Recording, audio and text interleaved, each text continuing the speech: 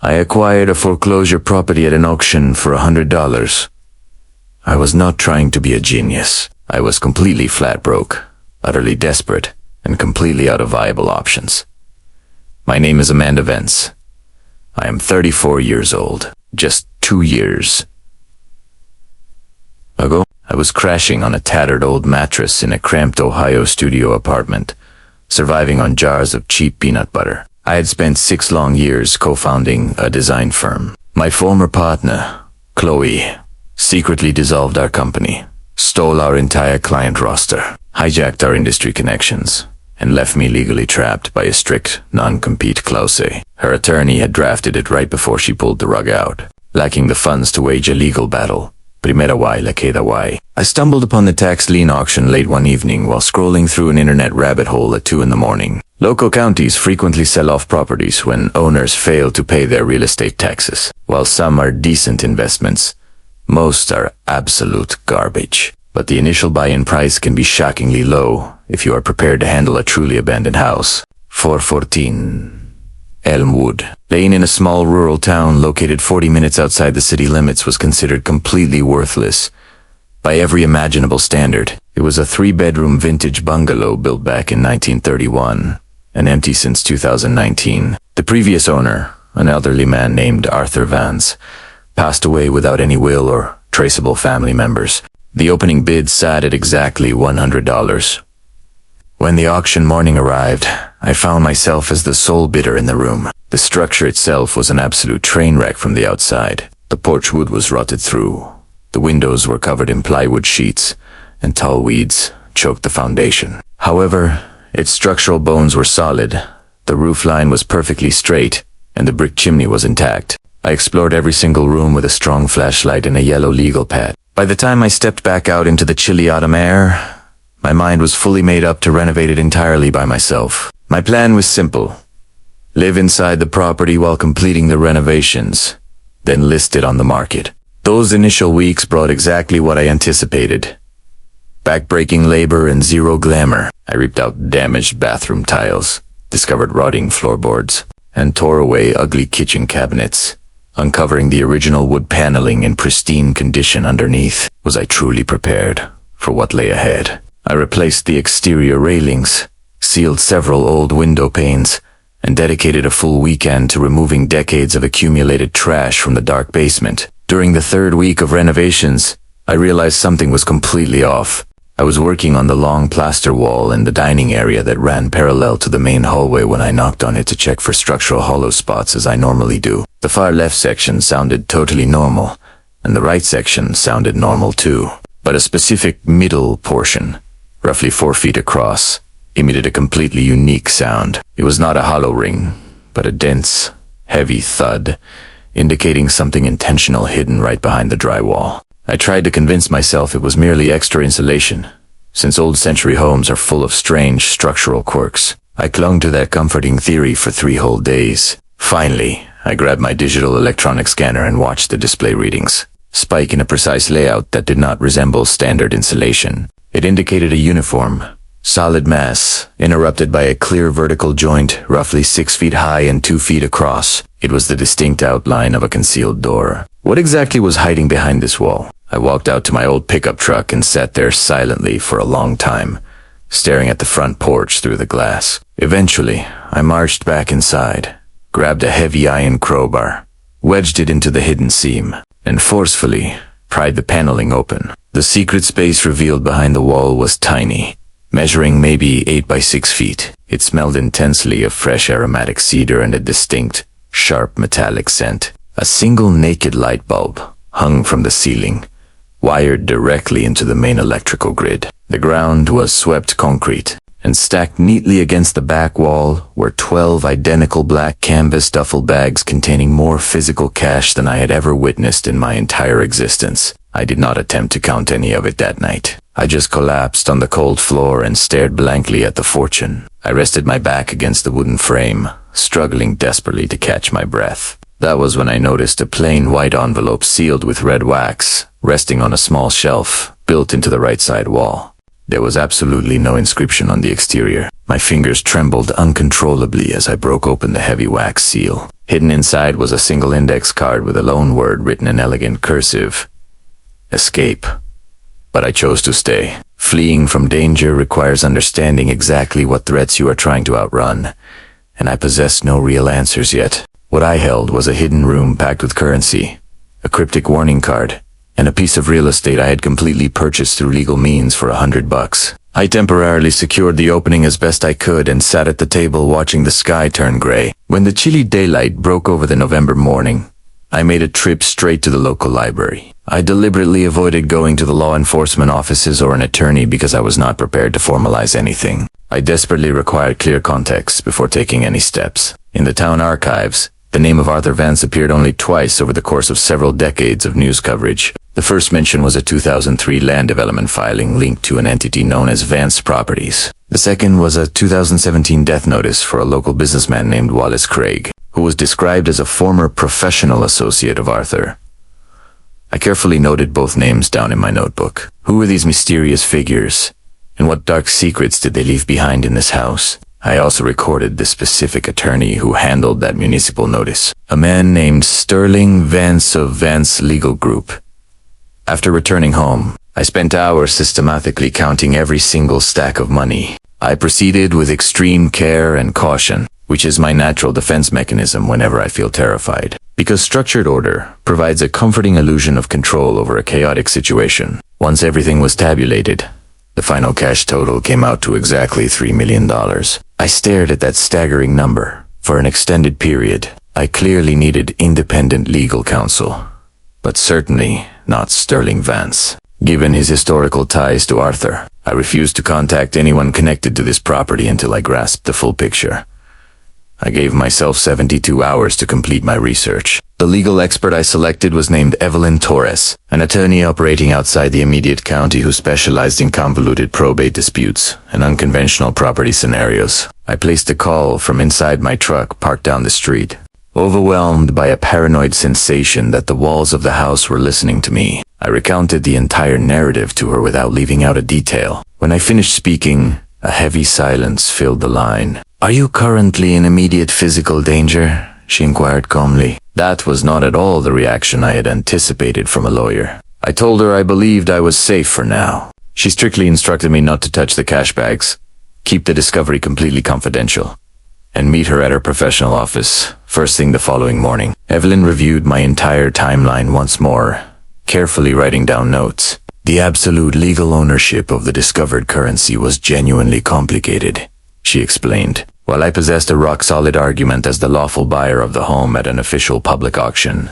any proof of criminal origin would change the dynamic completely, allowing government entities or victims to file claims for it. Her strategic guidance was immediate. File a detailed statement with the county sheriff department that afternoon. This was not because of a legal obligation, but because establishing a official paper trail was my single best shield against future accusations. If anyone later asserted that I found the money and attempted to conceal it, I needed documentation proving I stepped forward immediately. I submitted the official report later that day. The receiving officer quickly made a couple of phone calls, and within an hour, I was sitting directly across from Sheriff Thomas Vance, a calm, steady individual whose focused attention felt intensely reassuring. He dispatched a deputy back to the house alongside me to document the hidden room, take photographs of the canvas bags, and log the bill's serial numbers. Then, the sheriff shared a piece of historical data that completely froze the blood in my veins. He explained that his department had actually received an anonymous tip regarding that precise street address back in 2018. A caller had claimed that an immense stash of paper currency was being hidden inside the residence. The deputies investigated at the time, found absolutely nothing, and closed the file. It appeared they missed it entirely. Someone knew about the hidden treasure a full year before Arthur passed away, and their attempt to have law enforcement seize it had failed because the room was sealed so perfectly. As I drove back toward the house to process this revelation, my smartphone buzzed with an incoming text message from an unlisted number stating that they knew I found it and warned me to be smart. I took a quick screenshot, sent it to Evelyn, and alerted the sheriff. By the next morning, my attorney uncovered critical records regarding Vance Properties. The corporate entity had been established in 2001 by two founding partners, Arthur Vance and a man named Gregory Craig, the son of that deceased businessman from the obituaries. I finally had a clear link, and an unknown enemy was tracking me. Gregory Craig was a prominent regional commercial developer. Evelyn's research uncovered a string of civil lawsuits, dubious corporate bankruptcies, and one recurring connection. His legal representative was Sterling Vance, the very same attorney from the original land notices whom I had avoided. My gut feelings had kept me out of a dangerous trap. What would you have done if you found yourself caught in this web? My attorney explained her primary working theory. Arthur and the elder Craig had operated an off-the-books enterprise that generated massive amounts of untraceable cash. When the senior partner passed away, Gregory expected to claim his family's portion of the fortune. However, he could not file a legitimate lawsuit to demand funds that had never been legally declared to the Internal Revenue Services. Consequently, he initiated that anonymous police tip back in 2018, hoping to trigger a government raid so he could step forward as a legitimate claimant, but the search yielded nothing because Arthur had completely walled off the space.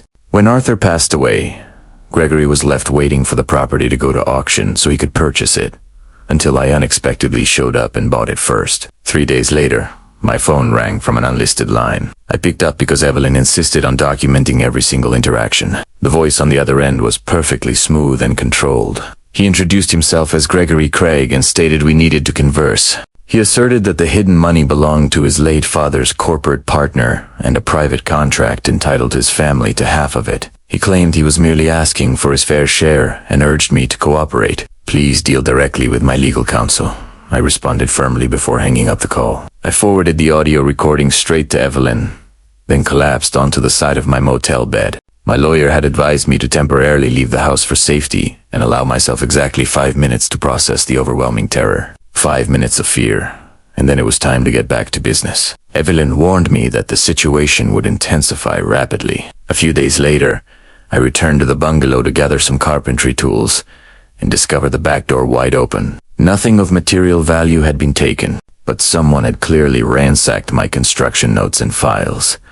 They were desperately searching for a specific item. The realization hit me while I was eating alone at a roadside diner. He desperately needed to discover if I had located that private partnership agreement he mentioned, assuming it even existed. It was a double-edged sword that could either validate his legal claim or completely expose the illicit nature of their operation. While I did not possess it yet, I realized I needed to search the property thoroughly. I checked floor grates, electrical switch outlets, drawer underliners, and the basement space. On a quiet Wednesday afternoon, I finally discovered it hidden in the attic, tucked safely inside the sleeve of an old vinyl record album within a cardboard box near the wall. The document consisted of 4 handwritten pages from 2001, signed explicitly by Arthur Vance and the elder Wallace Craig. It was a formal partnership contract for what they labeled a cash movement service, which, within the surrounding context, was clearly a description of a money laundering system. Local businesses paid them substantial percentages to absorb undeclared currency from cash transactions and channel it back into the mainstream economy through a rotating sequence of shell entities.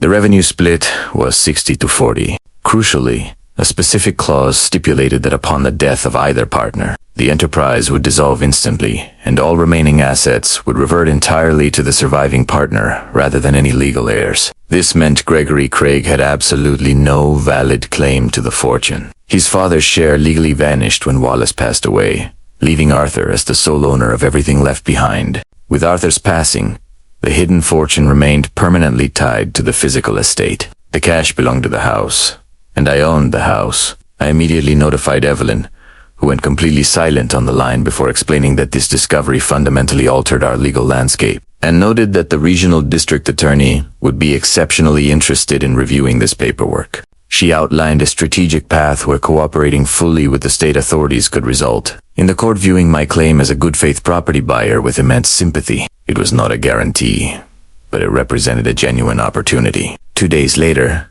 I sat directly across from the assistant prosecutor, handing over the contract, the photos, the audio logs, and the evidence of the break-in. The state representative thanked me and promised a thorough follow-up. The official court hearing was scheduled for the middle of December. At that point, The state investigation had been operating aggressively for 6 weeks. I sat in the courtroom wearing a professional dark blazer I purchased from a thrift store and carefully ironed the night before. I felt an unexpected sense of profound, absolute calm. This was not an act. It was a deep, grounded tranquility that comes from knowing you have done absolutely everything within your power correctly. Gregory Craig sat on the opposite side of the room alongside Sterling Vance, maintaining the casual expression of a wealthy man accused of a minor traffic infraction who was simply waiting for a silly misunderstanding to be swiftly cleared up by the judge. The state prosecutor was incredibly methodical, guiding the court through the chronological timeline and introducing forensic accounting data regarding the bills. Then, she revealed a massive surprise witness. An elderly retired restaurant owner named Frank stepped forward under a limited immunity agreement to describe his extensive participation in the illicit cash processing ring for over 15 years. He explicitly identified the elder Craig as his primary operational coordinator and named Sterling Vance as the precise attorney who established the intricate network of shell corporations. The lawyer went entirely rigid in his chair. The prosecutor then announced that a secondary witness had provided solid documentation, proving Gregory was fully aware of the illicit enterprise since 2014. Furthermore, official records showed he had personally received a direct cash payout of $80,000 from the operation. While Gregory maintained his composed facial expression, something fundamental shattered completely behind his eyes. His posture shifted instantly from controlled arrogance to absolute paralysis. The judge immediately halted the defense presentation and ordered an official investigation. The court targeted Vance's law firm due to the massive conflict of interest involving their historical creation of the illegal entities and their current representation of Gregory. The attorney sat down silently and officially withdrew from the defense within a single week. Shortly thereafter, the State Bar Association launched a sweeping formal probe into the entire firm and its past operations. Gregory hired new defense lawyers and attempted to negotiate a plea agreement,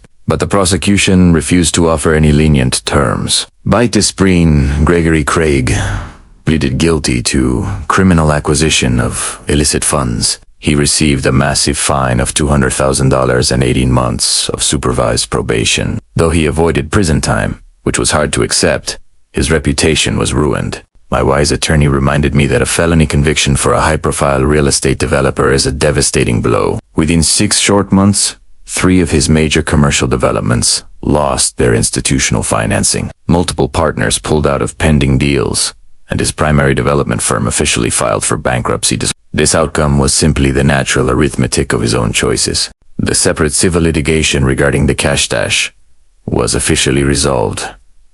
The following May, the segment directly tied to verifiable criminal enterprises, totaling $900,000, was permanently forfeited to state funds. However, the remaining $2.2 million could not be connected to any illegal acts and was awarded to me as the lawful owner of the estate property. I had to read that official judicial decree 3 times before the reality truly registered. I immediately phoned Evelyn from the parking lot, crying and babbling completely incoherently while she laughed with joy, telling me I had earned every single bit of it through my persistence. Ultimately, I chose not to sell the bungalow, even though flipping it had been my original business plan from day one. Through those long months of intense physical labor, the house transformed into my true home. I had stripped the structure down to its bare framework and rebuilt it with my own hands, learning every unique square inch. The secret hidden room is completely gone now, opened up to expand the dining area by several feet, which makes the layout feel immensely more welcoming and beautiful to experience.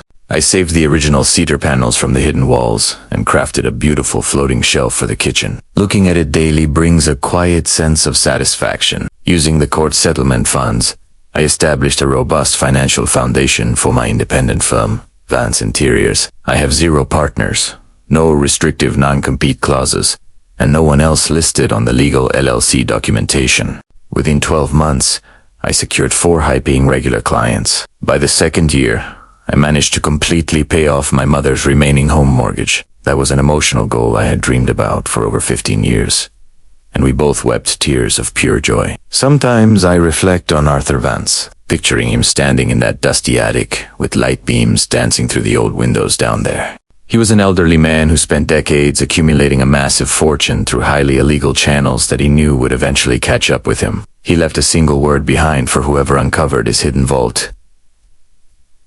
Escape. He meant far more than that simple word implied. He was warning me not to let greed trap my life, the way it had utterly consumed his. I did not flee, but I also refused to let fear rule. I documented every piece of evidence, placed my trust in the right professionals, and confronted the chaos one methodical step at a time. That is the ultimate lesson of this journey. It was not about grand bravery, but a stubborn refusal to be pushed around by corrupt people. Karma eventually balances the scales completely. Let me know your thoughts on this verdict below, and subscribe to Karma Court Files.